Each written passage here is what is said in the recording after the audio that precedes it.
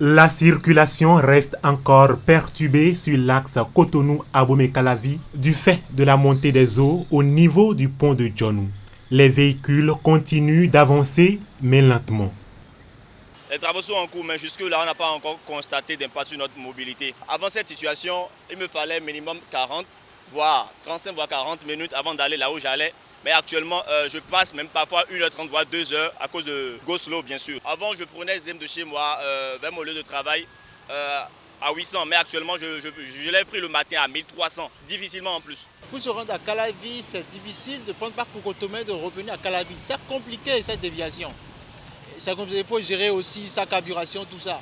Sur place, les agents de la police républicaine régulent la circulation. Sous l'impulsion du directeur général de la police républicaine et suite bien sûr à une alerte maximale, les unités de commissariat de Godomé sont renforcées.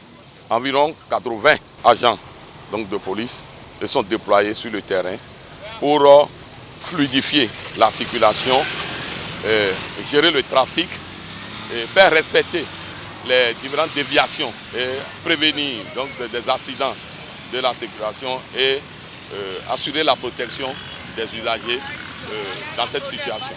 Le directeur général de la police républicaine fait le suivi permanent du dispositif opérationnel qui est mis en place pour que les populations puissent être soulagées face à cette situation que nous gérons actuellement. Même des véhicules qui tombent en panne, voilà les agents qui vont à leur secours.